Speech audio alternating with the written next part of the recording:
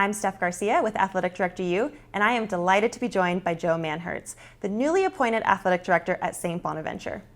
Thanks for joining me, Joe. Thanks for having me. So you are just past your first 90 days leading the Bonnies. Tell us a little bit about your game plan going into this process. It was a lot of really listening. I think, one thing I was taught a long time ago, you've got 2 ears, 1 mouth. Listen more than you talk, and really just coming in and understanding what's there. I think St. Bonaventure had a lot to deal with. Dr. DePiero, the president, had passed away, and they lost their athletic director. So for me, it was a kind of bringing people together and healing, and really getting people, first instance to get together and be in the same room again. So I did a lot through donuts. We did a birthday breakfast, something I brought with me from Duke, and just really brought people together in the beginning. So every Wednesday, the first Wednesday of every month, we get together and just celebrate people's birthdays and really get to know each other and really have a sense of community, but really just listening and then start to understand where we can make some changes and be effective.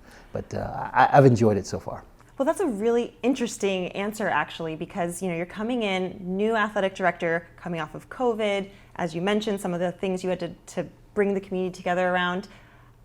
If you had to grade yourself, how effective do you think you've been in this first 90 days? First 90 days, I'd give myself a B+. There's room for improvement, and I'll go back. I don't know if we're coming off of COVID yet, but true. But the first wave of we're going COVID. back. Stay flexible. Yes, so. Absolutely. Stay flexible, but I'd B+. I think there's room for improvement. I really understanding that being a first-time athletic director, having these dreams and visions of what you think it should be versus being in reality of what it actually is. And so I think as we look at what we want to become and how we want to compete, there's a lot more we need to do.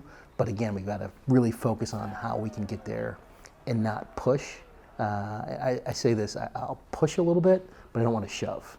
And so I think my mindset is let's be bold, let's think bigger, let's be grander. And I think we've got to get a lot of people to buy into that, and it's starting to come. Why do you think that you are the right leader for the Bonnies right now? I think it's an opportunity that it's been tailor-made for me. I think they're looking for someone to help lead them to what's next and be bigger and think bigger. I'm 6'6". I want to say 250 pounds, but we're a little bit more than that. But bigger, bolder, that's what I am, and I think that's the aspect of what they're looking for. It's a great institution, and they're really looking for someone to plan and help fundraise. Obviously, every athletic's got to do that. But looking at someone that's got some roots in Western New York and that can understand what it is there, and not be afraid of being in Olean, New York, because I think it's a great opportunity for a small institution to be bigger and better and bolder. Well, any new leader knows that trust is very important. But equally, it's not just about gaining the trust of your staff, but it's about learning who you can trust. Talk to me a little bit about that process and how you've navigated that. Before you get to trust, I think you have to have faith. And I look at the folks that had faith in me. Like I can't think of Kevin White, Gene Smith, Jake Krauthamel, all the other ADs, Mark Murphy, and they had faith in me to hire me. And so I think from that standpoint, I haven't come in and hired too many people, but I think it's really, you've got to put people in positions to get results. And as they do it, you see what they do. And I think you find out about people when they're uncomfortable. Again, you don't push them to be uncomfortable, but again, you've got to put people in a situation where they can produce and get results and see how they perform, because I think that's what it really boils down to. And we're starting to get there. We're starting to understand where we need to push and where we need to think bigger and bolder. And I'll trust everyone. Again, everyone's got a clean slate. I don't want to go into an institution and be like, I'm the king, I know what to do. Everyone's on the chopping block, be nervous. Hey, you guys tell me what's going on. And as we get a rhythm and figure things out, we'll see who wants to be a part of that and who can get different roles. But I think there'll be some changes. But again, you've got great people there, and they've been doing a great job. We've got to do some things differently, but I trust everyone that's with me now. This is your first time in the big chair as the athletic director. You're coming from Duke, where you're the associate AD for Major Gifts, and you had great success there. What has been the most satisfying part of this role for you? So many different things. Really, I think being down in Charleston and having my wife and family and my kids, see how the fans reacted to me in choosing St. Bonaventure, and it was just so satisfying to hear my mother-in-law saying, "Oh my goodness, they really like you here," and then hearing my son say, "Oh my goodness, Dad, they treat you like a celebrity." He's like B-list, but I'm like, so you had to get the dig in. But and I think it's just to be in a place that appreciates you, and I think St. Bonaventure is looking for someone from a big institution to pick them, and so I appreciate that the most. But at the end of the day, this is a business about kids and student athletes. And the interaction with the student athletes, I do that a lot more than being at Duke, which was a great opportunity. But that's the most satisfying thing, like being in the kid business and understanding and interacting with the kids and hearing what they want and then producing for them. That's been the most satisfying. I mean, as a former student athlete, that means a lot to me to hear that from the athletic director.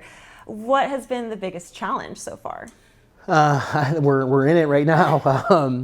COVID is starting to creep its head up here again. In the fall, it was really logistics, getting teams to places, bus driver shortages, things of that nature. Those are the things, just making sure that the kids have a great experience, because at the end of the day, that's what it's about. Is there an unconventional resource or mentor that you've gone to help you through this transition? I think the unconventional resource is so conventional that it's unconventional again. Is that I hate email. Okay. I hate email. I'm terrible at email. I don't like email. I won't say that. Email's not my favorite. If someone emails me, I'll pick up the phone and call them. I'm so much better in person. Like, let's talk it. Let's hear inflection. Emails and texts are so stale. But that's it. I'll get a complaint about a coach.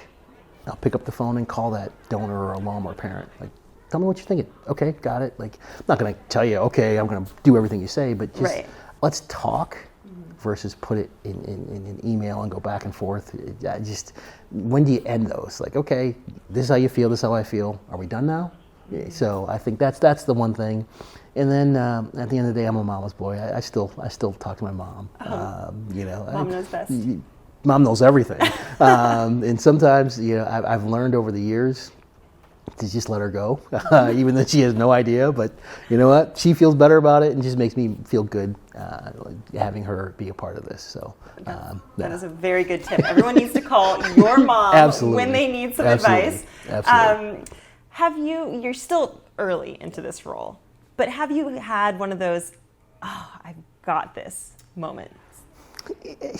I think we're in that now. I think as we talk about what we're doing and how we're trying to get through this, return to play, COVID protocols, the coaches and staff and the trainers, we're looking to each other, and they're looking to me for answers. And one of the things that I always say is, let's pull everyone together, because if I'm the smartest person in the room, we're in trouble.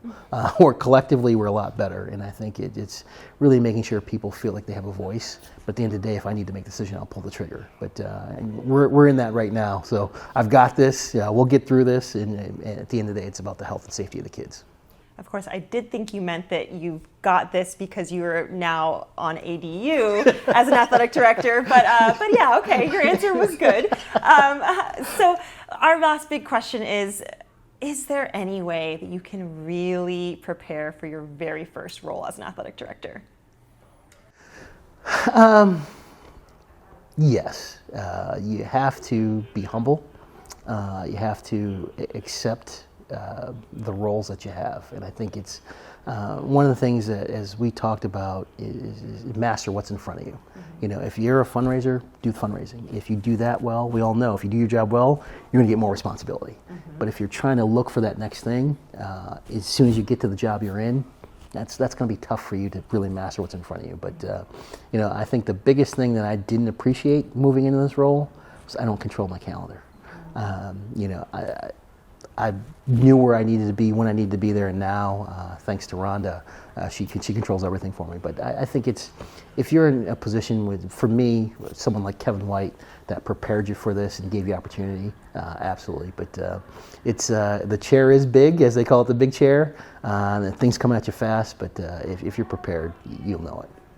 Well, congratulations again. Thank We're you. very excited to follow along with your trajectory and, of course, with the success of the Bonnies. So thank you for joining us. Thanks for having me.